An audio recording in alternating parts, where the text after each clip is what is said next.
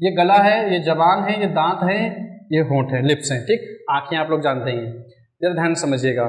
मैंने आपसे कहा जरा बोलिए बा से बकरी, या इंग्लिश पढ़ रहे हैं तो इंग्लिश से बोलिए बॉय। क्या बोलिए? बॉय। अब जैसे मैं कह रहा हूं वैसे बोलिए। अब आप क्या करिए, बॉय की पहली साउंड बोलिए और अपने लिप्स को मत हिलने दीजिए। बॉय की पहली साउंड बोलिए, अपने लिप्स को मत हिलने दीजिए। जरा बोलिए, कोशिश करिए। आप नहीं बोल पाएंगे।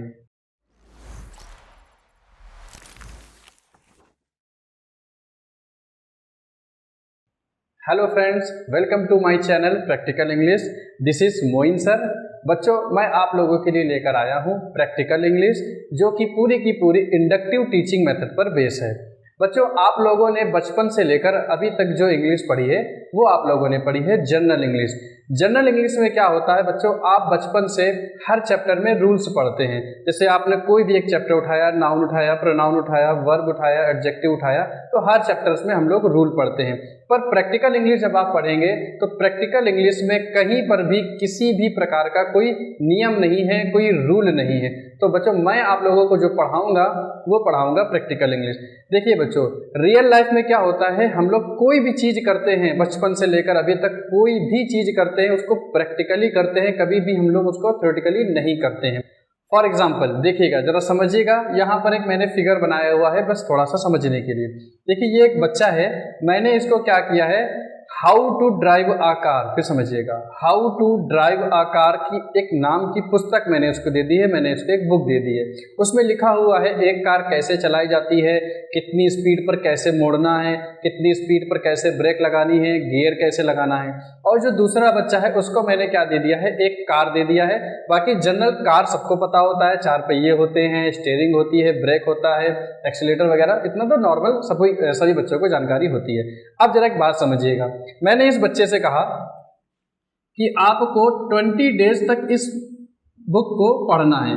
इस बुक में जितने भी नियम लिखे हुए हैं, कार को कैसे चलाना है, रोड पे कैसे चलाना है, मैदान में कैसे चलाना है, हाईवे में कैसे चलाना है, 20 डेज तक इस बच्चे से मैं कहा आपको बेटा इसको पढ़ना है। तो उस बच्चे ने क्या किया, बहुत सारे इसमें नियम थे, ऐसा करेंगे तो ऐसा होगा, सबसे पहले ये करेंगे, सबसे पहले ये करेंगे, ऐसा करेंगे, वैसा करेंगे। इस बच्चे को मैंने बुक नहीं दी, इस बच्चे को मैंने कार दे दी, मैंने पेट्रोल भरवा दिया, मैंने कहा 20 दिन तक तुमको भी इस कार को बेटा चलाना है, ठीक। 20 डेज तक इसने इस कार को चलाया और 20 दिन तक इसने इस बुक को बहुत अच्छे से पढ़ा। इसमें एक एक पॉइंट को, इस एंगल पे अगर जाना है तो कैसे टर्न लेना है, इस स्पीड पे जाना है तो कैसे टर्न लेना है, पूरा का पूरा इसने थ्योरी पढ़ ली है। और ये बच्चा चला के चेक कर रहा है। तो जरा आप बताइएगा, जरा सोचिएगा कि 21वें दिन, कौन से दिन, 21वें दिन इन दोनों में से, मेरी बात ध्यान से सुनिएगा, 21वें दिन आप इन दोनों में से किस बच्चे की कार में बैठकर घूमना पसंद करेंगे? जो सोचिए, आप इन दोनों में से किस बच्चे की कार में बैठकर घूमना पसंद करेंगे? तो देखिए, कुछ बच्चों का जवाब आ रहा होगा ये, और कुछ बच्चों का हो सकता हो आ रहा हो ये। तो याद रखिएगा, मेरी बात समझिएगा, मोस्टली जो बच्चे होंगे वो किस बच्चे की कार में घूमना पसंद करेंगे? जो 20 डेज इधर लिखा हुआ है। इसके पीछे क्या रीजन आपको पता है? भले ही इस बच्चे ने कोई नियम नहीं पढ़ा, लेकिन इस बच्चे ने क्या किया, उस कार को चलाकर पूरा का पूरा प्रैक्टिकल नॉलेज गेन कर ली। इस बच्चे ने कौन सी नॉलेज गेन करी? थ्योरेटिकल नॉलेज गेन करी। अब जब ये बच्चा कार चलाने जाएगा, मैं एक एग्जांपल दे रहा हूं, वैसे हम जनरल प्रैक्टिकल ही करते हैं अपने रियल लाइफ में, कभी थ्योरी नहीं पढ़ते, बस एक समझने के लिए। ये बच्चा अगर फॉर एग्जांपल कार चलाने जाएगा तो क्या करेगा, सबसे पहले ये डोर ओपन करेगा, तो याद करेगा सबसे पहले डोर ओपन किया जाता है, उसके बाद सीट बेल्ट बांधी जाती है, उसके बाद जो की होती है कि कोई किसी भी एरिया में जिस भी दिशा में घुमाना हो इतने एंगल पे घुमाया जाता है, उसके बाद गियर ऐसे लगाया जाता है, उसके बाद धीरे धीरे ऐसे किया जाता है, वैसे किया जाता है। इसने उस चीज को सिर्फ पढ़ा है, पर इसने उसको क्या किया है, उसका प्रैक्टिकल करके देखा है। इसके सामने 20 दिन में कुत्ता भी आया होगा, इसके सामने 20 दिन में डिवाइडर भी आया होगा, जाम भी लगा होगा, कार में थोड़ा सा डिसबैलेंस भी हुआ होगा, हो सकता हो पंचर भी हुई हो, तो इसने उस सब चीज़ों को एक्सपीरियंस किया है। पर इस बच्चे ने कोई भी एक्सपीरियंस नहीं किया है। 21वें दिन जब ये कार चलाने जाएगा तो नहीं चला पाएगा, 20वें दिन तब ये चला लेगा, 21वें दिन आप इसके पास जाएंगे तो वो कार बहुत अच्छे से चला लेगा।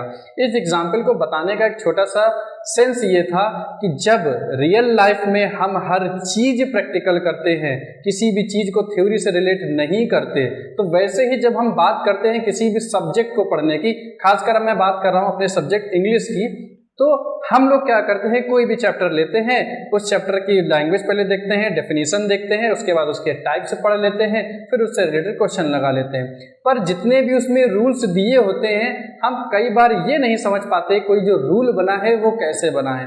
तो प्रैक्टिकल इंग्लिश में मैं आप लोगों को सिखाऊंगा कोई रूल बनता कैसे है, फिर उसको अप्लाई कैसे किया जाता है। मैं डायरेक्ट ये नहीं बताऊंगा कि इसका ये रूल होता है। पूरी की पूरी इंग्लिश में कहीं पर भी मैं किसी भी प्रकार के चैप्टर में किसी भी तरह का कोई भी रूल नहीं पढ़ाऊंगा, चाहे वो वोकैब का सेक्शन हो। वोकैब के लिए भी थोड़ी सी अलग स्ट्रेटजी रहेगी हमारी, ठीक है ना। चलिए इसी क्लास को थोड़ा सा आगे बढ़ाते हुए 2-3 चीज देखते हैं छोटी छोटी। वैसे ही बच्चे बड़े अच्छे लग रहे थे। होता क्या है जरा देखिएगा। फॉर एग्जाम्पल, आपकी फैमिली में कहीं पर भी एक छोटा सा बच्चा पैदा हुआ, जरा समझिएगा। जब आप उस बच्चे के पास गए, आप लोगों ने उसको गोदी में उठाया, ले ले ले ले ले ऐसे करके खिलाया, तो जरा एक बात बताइएगा, जब ये बच्चा रोएगा, ध्यान से समझिएगा, जब ये बच्चा रोएगा तो बताइए वो किस भाषा में रोएगा, किस लैंग्वेज में रोएगा, जरा सोचिए सोचिए। हिंदी में रोएगा, इंग्लिश में रोएगा, पंजाबी में रोएगा, तेलुगु में रोएगा, मलयालम में रोएगा, कोई भी लैंग्वेज हो सकती है, किस में रोएगा। तो याद रखिएगा वो बच्चा किसी भी भाषा में नहीं रोएगा। जब वो बच्चा रोएगा तो उस बच्चे की अपनी कोई भी लैंग्वेज नहीं होगी। याद रखिएगा, उस बच्चे की अपनी कोई भी लैंग्वेज नहीं होगी। इसका मतलब समझ में ये आया कि बच्चे ने मुंह से तो कुछ बोला होगा पर वो भाषा नहीं होगी। तो भाषा नहीं है तो फिर वो है क्या? तो याद रखिएगा, कोई भी बच्चा है, कोई भी जीव है, कोई भी इंसान है, सबसे पहले उसने किस चीज का प्रोडक्शन किया? साउंड का। तो याद रखिएगा, सबसे पहले किसी भी भाषा की जो शुरुआत हुई है वो साउंड से हुई है। कहाँ से हुई है? साउंड से। लैंग्वेज बाद में आई है, साउंड पहले आई है। फॉर एग्जाम्पल, मेरे पास एक मार्कर है, चीज को जरा समझिएगा। ये जो मार्कर है उसमें पहले प्लास्टिक आई या पहले मार्कर आया? बिल्कुल सही, पहले प्लास्टिक आई तब मार्कर आया। उसी तरह से पहले साउंड है तभी तो लैंग्वेज आई ना। तो पहले हम लोग साउंड को समझेंगे, फिर हम लोग लैंग्वेज को समझेंगे। तो जरा छोटी सी बात समझिएगा। ये देखिए, मैंने यहां पर लिखा साउंड। क्या लिखा? साउंड। जैसे आप लोग मोबाइल चलाते हैं, कोई भी डिवाइस है, कोई भी चीज ले लीजिए, इवन आप ये मार्कर ले लीजिए। फिर से समझिएगा, जिस व्यक्ति ने इस मार्कर को बनाया होगा तो उसने कैसे बनाया होगा? रात में सो रहा होगा, सुबह उठा होगा, उसने सोचा लाओ आज मार्कर बनाते हैं, लिखने की नीड हो रही, लाओ मार्कर बनाते हैं। ऐसे तो नहीं हुआ होगा। किसी भी चीज के बनने में एक लंबा समय लगा होगा, उसको लेकर अध्ययन किया गया होगा, रिसर्च करी गई होगी, स्टडी किया गया होगा कि मार्कर का साइज क्या होना चाहिए, इसकी जो निब है ये कैसी होनी चाहिए, सर्कुलर है तो कितनी इसकी डायमीटर होनी चाहिए, लेंथ कितनी होनी चाहिए, इंक कहाँ से रखी जाएगी, ढक्कन का जो साइज होगा वो कैसा होगा, ये क्लिप कैसी होगी। इन सभी चीज़ों को लेकर कुछ ना कुछ अध्ययन किया गया होगा। आज आपके अपने ऊपर देखेंगे तो फैन है, फैन बिना अध्ययन के नहीं आया होगा। आप मोबाइल में पढ़ रहे हैं, लैपटॉप में पढ़ रहे हैं, बिना स्टडी बिना अध्ययन के नहीं आया होगा। इस दुनिया में जो भी चीज़ आई है आपके, जिसका आप इस्तेमाल करते हैं, वो हर चीज़ स्टडी से आई है। ऐसे ही जब हमारे पूर्वज रहे होंगे, जो एक्सपर्ट्स रहे होंगे, उन लोगों ने साउंड का भी क्या किया होगा? साउंड का भी उन लोगों ने किया होगा स्टडी। क्या किया होगा? जरा ध्यान से समझिएगा। उन लोगों ने साउंड की भी क्या करी होगी? स्टडी। तो स्टडी ऑफ साउंड, यहाँ पर एक थोड़ा सा वोकैब का शब्द बनने वाला है, स्टडी ऑफ साउंड। जो साउंड होता है उसके बारे में जो अध्ययन किया जाता है, जो साउंड होता है उसके बारे में जो अध्ययन किया जाता है, उस शब्द को इंग्लिश में क्या बोलते हैं? फोनोलॉजी बोलते हैं। क्या बोलते हैं? उस शब्द को इंग्लिश में बोलते हैं फोनोलॉजी। जरा जो सोचिएगा, जरा जिन बच्चों को नहीं पता, दिन भर जो हम लोग कहते रहते हैं ना, फोन आया टिक टिक टिक ऐसे करते रहते हैं ना, तो जो फोन शब्द है याद रखिएगा, ये फोन शब्द का मीनिंग ही होता है साउंड। इस फोन शब्द का क्या मीनिंग होता है? साउंड होता है। और लॉजी तो आप लोगों को पता होगा, लॉजी का मतलब होता है किसी भी चीज की स्टडी। तो फोन वर्ड जो हम लोग आज इस्तेमाल करते हैं, जो आप लोग जिसका इस्तेमाल कर रहे हैं, वो फोन नहीं है, वो मोबाइल है। वो क्या है? मोबाइल। पर मोबाइल में हम लोग यूज किसका करते हैं? फोन का करते हैं, साउंड का करते हैं, साउंड को भेजना, साउंड को रिसीव करना। इसी वजह से इसका नाम क्या पड़ गया? फोन। तो याद रखिएगा पहला शब्द क्या है? Study of sound. साउंड का जो अध्ययन होता है वो क्या कहलाता है इंग्लिश में? फोनोलॉजी। ये वोकैब का एक छोटा सा पॉइंट था जो एग्जाम में कई बार पूछा जा चुका है। ठीक, अब इसी बात को बढ़ाते हुए अगला पॉइंट जरा समझिएगा। तो सबसे पहले अगर साउंड आई, तो अब हम निकल के आते हैं अपनी इंग्लिश भाषा में। सबसे पहले जब साउंड आई तो एक बात बताइए, मैंने यहाँ लिखा ए फॉर एप्पल। क्या लिखा? A for Apple. तो आप भी कहेंगे सर ए फॉर एप्पल लिखा है, जरा अब बताइए ये क्या लिखा हुआ है? ये क्या लिखा हुआ है? तो आप लोग सोच रहे होंगे ये क्या लिखा है सर, तो आपको नहीं पता होगा ये क्या लिखा होगा, मुझे भी नहीं पता ये क्या लिखा है। क्यों? क्योंकि ये तो ए फॉर एप्पल है, क्योंकि हमने इसको पढ़ा है बचपन से कि एक डंडा ऐसे खींच दो, एक डंडा ऐसे खींच दो, एक डंडा ऐसे लगा दो, बन गो ए। लेकिन ये क्या है हम लोगों ने आज तक नहीं पढ़ा है। अगर मैं इसको सिर्फ ऐसे कर दूं, अब इसको हटा दूं, अब आप कहेंगे सर ये तो आर फॉर रैबिट है। आपको कैसे पता आर फॉर रैबिट है? क्योंकि आपने बचपन से इसको पढ़ा है। पर जरा एज्यूम करिए जिस पर्सन ने, जो एक्सपर्ट रहे हों, उन्होंने जब आर बनाया होगा, उन्होंने जब ए फॉर एप्पल बनाया होगा, तो क्या रात में सोए होंगे, सुबह उठे होंगे और बन गया होगा? इम्पॉसिबल। उन्होंने क्या किया होगा? इन लेटर्स को बनाने के लिए अध्ययन किया होगा, रिसर्च करी होगी, तो ऐसा करेंगे तो ऐसा होगा, ऐसा करेंगे तो ऐसा होगा। तो ऐसे ही करते करते जब उन्होंने साउंड की स्टडी करी होगी, तो जब लेटर आया होगा तो लेटर भी बिना साउंड के नहीं आया होगा। तो इसके बाद उन्होंने क्या किया होगा? Study of letters.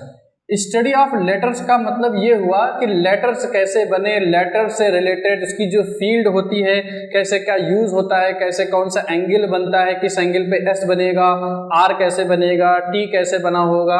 जो लेटर्स की जो स्टडी है उसको हम लोग इंग्लिश में बोलते हैं ऑर्थोग्राफी। क्या बोलते हैं?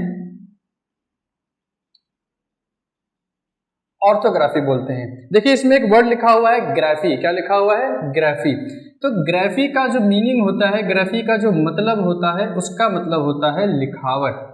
क्या होता है? लिखावट, किसी भी चीज को लिखने का तरीका। और ऑर्थो एक रूट है। ऐसे ही जब आप वोकैब पढ़ेंगे तो मैं आप लोगों को बताऊंगा रूट वर्ड्स वगैरह क्या होते हैं, ठीक है ना। तो ग्राफी का मतलब होता है लिखावट। तो स्टडी ऑफ लेटर्स, लेटर्स की जो स्टडी होती है वो क्या कहलाती है? ऑर्थोग्राफी कहलाती है। क्या कहलाती है? अच्छा मैं दो शब्द आप लोगों को और बता देता हूं। आप लोगों ने ये दोनों शब्द सुने होंगे, एक होता है कैलीग्राफी, एक क्या होता है? कैलीग्राफी, और एक होता है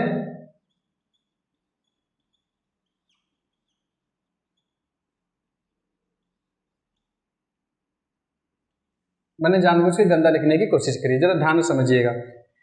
ये लिखा है कैकोग्राफी, CACO, ये लिखा है कैलीग्राफी। तो इन दोनों में से ये बताइए अच्छा देखने में कौन सा लग रहा है, राइटिंग कौन सी अच्छी लग रही है? आप कहेंगे सर ये वाली राइटिंग अच्छी लग रही है, ये वाला टेढ़ा मेढ़ा लिखा हुआ ये राइटिंग अच्छी नहीं लग रही है। तो देखिए ग्राफी जो यहाँ पर लिखा हुआ है ग्राफी, और ग्राफी यहाँ पर भी लिखा हुआ है ग्राफी। तो ग्राफी का मतलब होता है लिखावट। अभी मैंने क्या बताया? ग्राफी का मतलब होता है लिखावट। ये दोनों शब्द आपके एग्जाम में पूछे जा चुके हैं वन वर्ड में। याद रखिएगा कैली कहीं पर भी लिखा हो, एक रूट होता है CALLI, कैली। कैली कहीं पर भी लिखा हो तो इसका मतलब होता है सुंदर, ब्यूटीफुल। कैली का मतलब क्या होता है? सुंदर, ब्यूटीफुल। और कैको का मतलब होता है अगली, जिसको हम लोग असुंदर भी बोल सकते हैं, असुंदरता के सेंस में आता है। तो कैको का मतलब क्या होता है? अगली। फिर जरा ध्यान से समझिएगा। तो कैली में ग्राफी जोड़ा तो क्या बन गया? सुंदर लिखावट। तो कैलीग्राफी को बोलते हैं गुड, जैसे एक कंपटीशन भी होता है, आप लोगों ने इस नाम को सुना होगा, कैलीग्राफी कंपटीशन, जिसमें बच्चे क्या करते हैं, लेटर्स को, जो भी सेंटेंस लिखते हैं उसको अच्छी से अच्छी राइटिंग में प्रेजेंट करने को सोचते हैं, अच्छे से अच्छा, बहुत घुमा के, कर्सिव राइटिंग, ठीक उसी के अंतर्गत आता है। तो कैलीग्राफी का मतलब होता है सुंदर लेखन, हिंदी में जिसे बोलते हैं सुंदर लेखन, और इंग्लिश में बोलते हैं art of good hand writing, अच्छा लेख लिखने की कला।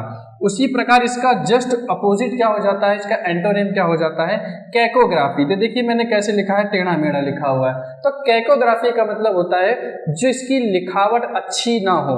तो अगली का मतलब ही होता है असुंदरता के सेंस में। तो कैकोग्राफी का मतलब होता है जिसकी राइटिंग, जिसका लेख अच्छा ना हो, और कैलीग्राफी का मतलब होता है जिसका लेख अच्छा हो, ठीक है ना। तो ये ग्राफी शब्द आ गया, तो उससे रिलेटेड मैंने 2 शब्द बता दिए, ठीक। वैसे कैली से बहुत सारे शब्द होते हैं।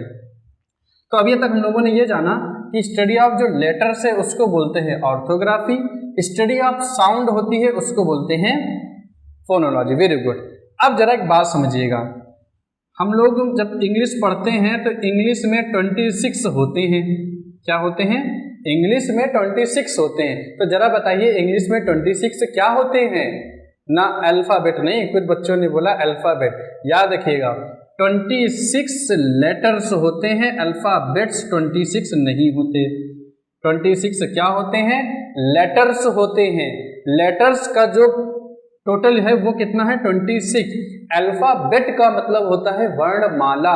तो अल्फाबेट जो है वो आपकी एक है, सिंगल है, ए से लेकर जेड तक, ठीक है ना। जरा समझिएगा, मैंने यहां पर लिखा अल्फाबेट। क्या लिखा मैंने? अल्फाबेट। इसकी हिंदी मीनिंग क्या होती है? वर्णमाला, ठीक है ना। इसकी हिंदी मीनिंग क्या होती है? वर्णमाला। इसी से मिलता जुलता एक शब्द और होता है जिसमें बच्चों को कंफ्यूजन होती है, ये लिखा हुआ है अल्फाबेट्स। तो याद रखिएगा अल्फाबेट एक अलग वर्ड होता है, अल्फाबेट्स एक अलग वर्ड होता है। अल्फाबेट का कोई प्लूरल नहीं बनता, अल्फाबेट्स जो है वो इसका प्लूरल नहीं है, ये एक अलग मीनिंग है और ये एक अलग मीनिंग है। तो वर्णों की माला, देखिए लेटर्स को हम लोग हिंदी में बोलते हैं वर्ण। क्या बोलते हैं? वर्ण। जब हम 26 वर्णों को मिलाकर एक माला बना लेते हैं तो वो क्या बनती है? वर्णमाला। तो अल्फाबेट होता है एक, लेटर्स होते हैं 26।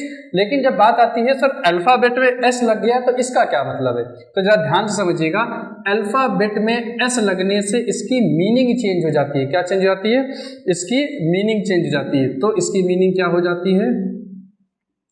भाषा हो जाती है, लैंग्वेज। तो अल्फाबेट का मतलब होता है वर्णमाला, अल्फाबेट्स का मतलब होता है भाषा, ठीक। जैसे एग्जाम्पल मैं छोटा सा देता हूं, जरा समझिएगा। मैंने एक सेंटेंस लिखा, जरा बताइएगा।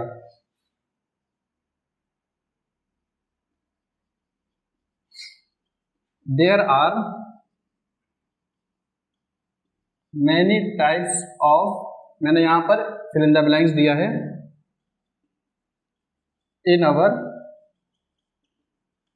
कंट्री।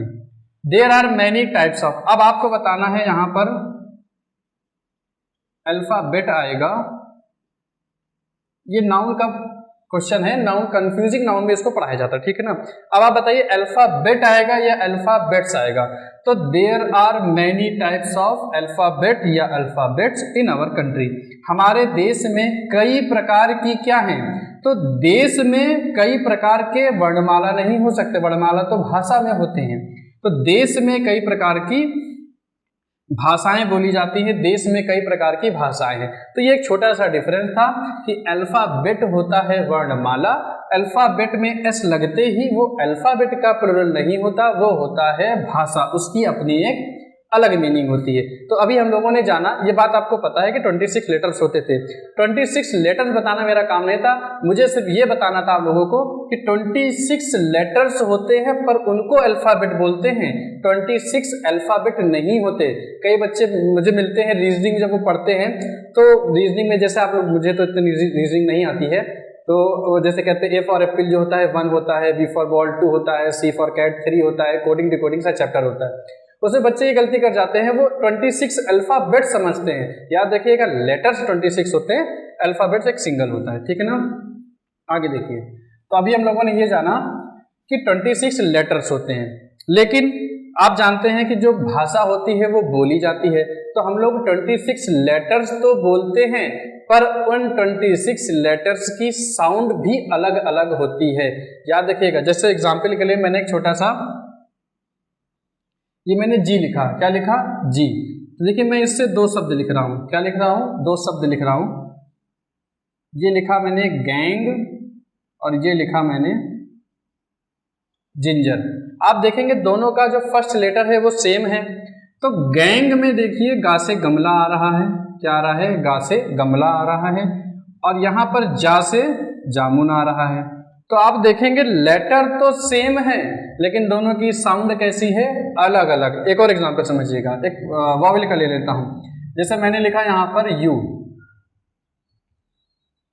तो यहाँ पर आपने क्या पढ़ा, अम्ब्रेला, और यहीं से आपने क्या पढ़ा, यूनिट। क्या पढ़ा, यूनिट। तो ध्यान समझिएगा, यहाँ पर जो साउंड है वो छोटा आ से अनार है, वो क्या है, छोटा आ से अनार, और यहाँ पर क्या है, या से यज्ञ, यूनिट। तो आप देखेंगे लेटर सेम है तो उसकी साउंड कितनी है, अलग अलग है। तो इससे एक बात तो ये पता चल गई कि नंबर ऑफ लेटर्स जो होंगे वो नंबर ऑफ साउंड से कम होंगे, क्योंकि एक लेटर की दो दो साउंड है, ऐसे बहुत सारे लेटर्स हैं जिनकी दो दो तीन तीन साउंड है। तो इसका मतलब साउंड जो होंगी इन 26 लेटर से बनी हुई वो ज़्यादा होंगी और लेटर्स जो होंगे वो कम होंगे। तो एग्जाम के पर्पज से, वैसे आपके एग्जाम में ये नहीं पूछा जाता, सिर्फ नॉलेज के पर्पज से याद रखिएगा कि जो इंग्लिश में साउंड्स होती हैं वो 44 होती हैं। याद रखिएगा, साउंड्स होती हैं 44, इसी को फनीम्स बोला जाता है। तो अभी हम लोग पढ़ के आए हैं फोनोलॉजी, तो वहीं से याद रखिएगा फनीम्स का मतलब ही होता है साउंड, आवाज। कितनी होती हैं, 44। 44 को दो पार्ट में डिवाइड किया गया है, 44 को दो पार्ट में डिवाइड किया गया है, 20 और 24, ठीक है ना। जो 24 होती हैं वो कॉन्सोनेंट की साउंड होती हैं। कौन सी साउंड होती है, कॉन्सोनेंट की साउंड होती हैं, और जो 20 होती हैं वो वॉवेल की साउंड होती हैं। अच्छा, एक चीज़ और याद रखिएगा, कई बार होता है कि हम लोग गलती कर जाते हैं, इसको वॉवेल नहीं पढ़ते, इसको वॉवल पढ़ते, पर आप वॉवेल ही पढ़ेंगे। आप इंग्लिश स्पीकिंग नहीं कर रहे हैं, अभी आपको ग्रामर की नॉलेज से मतलब है, वॉवल वॉवल बोलने के चक्कर में नहीं पढ़ना है।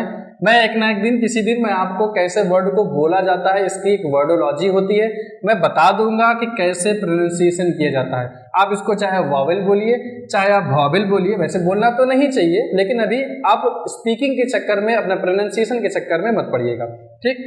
तो 20 क्या होते हैं, वॉवेल। वॉवेल की साउंड होती है, याद रखिएगा, वॉवेल नहीं होते, वॉवेल तो 5 होते हैं, वॉवेल की साउंड होती है। अब इसमें बताने लायक क्या है, जो आपके एग्जाम में दो वोकैब आ चुकी है, बस आपको वो समझना है वो वोकैब क्या है, जरा ध्यान से समझिएगा। इस वॉवेल को भी दो पार्ट में बांटा गया है। कितने पार्ट में बांटा गया है, दो पार्ट में।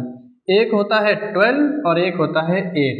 जब आप 12 में 8 प्लस करेंगे तो हो जाता है 20। तो जरा ध्यान से समझिएगा, जो 12 होती है वो होती है मोनोपथॉन्ग्स। बस ये वोकैब, ये शब्द आपको याद रखना चाहिए।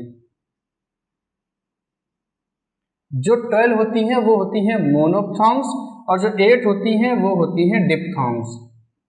बस ये थोड़ा सा समझ लीजिए। देखिए, मोनो कहीं पर भी लिखा होता है, ये सब वोकैब में मैं सिखाऊंगा, कहीं पर भी मोनो लिखा होता है तो मोनो का मतलब होता है वन, सिंगल के सेंस में। और कहीं पर भी डाई लिखा हो या बाई लिखा हो, जैसे बाइलिंगुअल होता है, द्विभाषी, तो डाई का मतलब होता है दो। तो इंग्लिश में क्या होता है, कुछ साउंड ऐसी होती हैं जो डबल वॉवेल यूज होता है उसमें, कुछ साउंड ऐसी होती हैं जिसमें सिंगल वॉवेल होता है। तो डिप्थॉन्ग्स को बोलते हैं डबल वॉवेल साउंड। डिप्थॉन्ग्स को क्या बोलते हैं, डबल वॉवेल साउंड, ठीक। और मोनोपथॉन्ग्स को बोलते हैं सिंगल वॉवेल साउंड। आपको ये नहीं याद रखना है कि 44 होती है कि 20 होती है कि 24 होती है, बेसिक जनरल नॉलेज याद भी रख सकते हैं, लेकिन आपको फोकस इंग्लिश पे करना है। क्या होता है, वॉवेल की जो साउंड होती है उसको बोलते कितने हैं, क्या है, एक बोलते हैं मोनोपथॉन्ग्स और एक बोलते हैं diphthong. Diphthongs means double vowel sound और monophthongs mean single vowel sound, ठीक है ना। तो अभी तक हम लोगों ने ये पढ़ा कि किसी भी लैंग्वेज की जो उत्पत्ति हुई है वो साउंड से हुई है। सबसे पहले साउंड आई है, साउंड के बाद लेटर्स बनाए गए होंगे। बाकी लेटर्स के बाद आपको पता होगा कि जब हम लेटर्स को ग्रुप को मिला देते हैं तो वर्ड्स बनते हैं, शब्द बनते हैं। फिर जब आप शब्दों को मिला देते हैं तो सेंटेंस बनते हैं। जब आप कई सेंटेंस को मिला देते हैं तो पैराग्राफ बन जाता है। जब आप कई पैराग्राफ बढ़ाते चले जाते हैं तो स्टोरी बन जाती है, नॉवेल बन जाती है, कोई बुक बन जाती है, कोई थ्योरी बन जाती है। ऐसे करते करते करते करते पूरी एक बुक तैयार हो जाती है। ठीक है ना। तो साउंड के बारे में हमने पढ़ा। साउंड को बोलते हैं फनीम्स इंग्लिश में, स्टडी ऑफ साउंड को बोलते हैं फोनोलॉजी। जब लेटर्स की बात आती है तो लेटर्स का जो एरिया होता है, लेटर्स कैसे बने, जो लेटर्स की स्टडी वगैरह होती है वो होता है ऑर्थोग्राफी। अभी हम लोगों ने दो ही शब्द पढ़े हैं। तो फोनोलॉजी, तो फोनोलॉजी से रिलेटेड आपका एक चैप्टर होता है आर्टिकल। वो बेसिक चैप्टर माना जाता है, बचपन से ही बच्चे के इंग्लिश की बुक में उसकी शुरुआत हो जाती है। ऑर्थोग्राफी में ऐसे आएंगे तो ऑर्थोग्राफी का अपना अलग चैप्टर होता है। तो एक बात जरा ध्यान समझिएगा, छोटी सी बात है,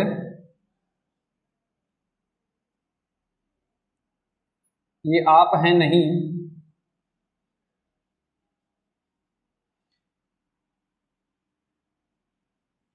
ऐसे मान लेते हैं। ठीक, ये गला है, ये जबान है, ये दांत है, ये होंठ है, लिप्स हैं। ठीक, आंखें आप लोग जानते हैं। जरा ध्यान समझिएगा, मैंने आपसे कहा जरा बोलिए बा से बकरी, या इंग्लिश पढ़ रहे हैं तो इंग्लिश से बोलिए बॉय। क्या बोलिए? बॉय। अब जैसे मैं कह रहा हूं वैसे बोलिए। अब आप क्या करिए, बॉय की पहली साउंड बोलिए और अपने लिप्स को मत हिलने दीजिए। बॉय की पहली साउंड बोलिए, अपने लिप्स को मत हिलने दीजिए। जरा बोलिए, कोशिश करिए। आप नहीं बोल पाएंगे। जैसे ही आप बॉय बोलने चलेंगे आपके लिप्स का मूवमेंट होगा, होठों का मूवमेंट होगा। अब जरा कोई दूसरा वर्ड ले लेते हैं। मैंने बोला आंट, आंट मीन्स होता है चींटी। अब जरा इसको बोलिए, पहली साउंड बोलेंगे कैसे? आ आ। अब जरा होठों का मूवमेंट हो चाहे ना हो कोई फर्क नहीं पड़ रहा है। आ आंट होता है तो आ। तो एक बात ये समझ में आई, कुछ साउंड को बोलने के लिए लिप्स का कोई मूवमेंट नहीं हो रहा है। कुछ ऐसी साउंड है जिसको बोलने के लिए टंग का मूवमेंट होता है। कुछ ऐसी साउंड होंगी जो डायरेक्ट गले से आएंगी। कुछ ऐसी साउंड होंगी जिसमें दांतों और जबान इन दोनों का यूज होगा। तो ये सब चीज़ों को जब ग्रामेरियन ने सोचा होगा, समझा होगा कि ऐसे करेंगे तो ऐसा होगा, ऐसे करेंगे तो ऐसा होगा, इसी साउंड से रिलेटेड आपका पहला चैप्टर तैयार होता है। आपका पहला चैप्टर बनता है जिस चैप्टर का नाम है आर्टिकल। ठीक है ना। इस चैप्टर को मैं बिल्कुल एक नए अंदाज में, बिल्कुल एक नए तरीके से पढ़ाऊंगा। वो तरीका तो पुराना है बट वो तरीका प्रैक्टिकल इंग्लिश का है, जनरल इंग्लिश का नहीं है। जब आप उसको जनरल इंग्लिश में पढ़ते हैं तो हम लोग इसमें ए और एन पढ़ते हैं। उसमें ये करते हैं कि जब वॉवेल होता है तो एन लगाते हैं, कॉन्सोनेंट होता है तो आ लगाते हैं। फिर धीरे धीरे जैसे और हम लोग डीप में जाते हैं तो कह रहे थे नहीं, कभी कभी हम लोग सर क्या करते हैं, हिंदी का देखते हैं, हिंदी का वॉवेल हो तो एन लगाते हैं, हिंदी का कॉन्सोनेंट हो तो आ लगा देते हैं। पढ़ रहे थे इंग्लिश, पढ़ते पढ़ते पहुंच गए हिंदी में। तो याद रखिएगा, हिंदी एक अलग भाषा है, उसकी अपनी अलग वैल्यू है, अलग रिस्पेक्ट है। इंग्लिश में हिंदी का कोई रोल नहीं हमें लाना है बीच में। इंग्लिश पढ़ रहे हैं तो इंग्लिश को इंग्लिश में पढ़ेंगे। ठीक है ना। तो वो जो नियम है वो क्या है? नियम है कि ऐसे से ऐसा होता है। बट मैं जब चैप्टर पढ़ाऊंगा तो याद रखिएगा, पूरे के पूरे चैप्टर में कोई भी रूल्स आपको नहीं पढ़ाऊंगा। ऐसा बच्चा, चाहे वो पहली बार इंग्लिश पढ़ रहा हो, ऐसा बच्चा जो पहले ही भी इंग्लिश पढ़ चुका हो, बहुत अच्छी बात है, भगवान उसका भला करे। चाहे बिल्कुल फ्रेशर हो, चाहे रिपीटर हो, मैं हर बच्चे को इंग्लिश पूरी की पूरी बहुत अच्छे से सिखा दूंगा, ये मेरा आपसे वादा है। बट आप डेली हमारे चैनल पर आइए, वीडियोस को देखिए, जो मैं बता रहा हूँ उसको नोट करिए, सोचिए, थोड़ा समझिए, मंथन करिए। याद रखिएगा, किसी भी चीज़ को एक दिन में नहीं सीखा जा सकता। कोई भी चीज आप ले लें, ये वन डे टॉपिक नहीं है, इसमें समय लगता है। तो धीरे धीरे मैं एक एक चैप्टर लेकर आऊंगा, आप सभी बच्चों को सिखाऊंगा। तो मैं अगला जो चैप्टर सीधे स्टार्ट करूंगा वो चैप्टर का नाम होगा आर्टिकल। याद रखिएगा, पढ़ेंगे तो आर्टिकल, आप लोगों में से हर बच्चे ने पढ़ा होगा आर्टिकल, लेकिन प्रैक्टिकल इंग्लिश के मेथड से पढ़ेंगे। जनरल इंग्लिश का मेथड आप पहले से पढ़ चुके हैं, इसको हम हिंदी से भी प्रूव करके बताएंगे और इंग्लिश तो बताएंगे ही बताएंगे। ठीक है, तो बच्चों आज के लिए हम अपनी वीडियो को यहीं पर रोकते हैं। अगले चैप्टर पे हम लोग जब मिलेंगे, अगली वीडियो पे जब हम लोग मिलेंगे तो आर्टिकल चैप्टर को डिस्कस करेंगे बिल्कुल डीप से, बिल्कुल रियलिटी से, याद रखिएगा रियल लाइफ से रिलेटेड, ना कि थ्योरेटिकल। ठीक है ना, सभी बच्चों को धन्यवाद।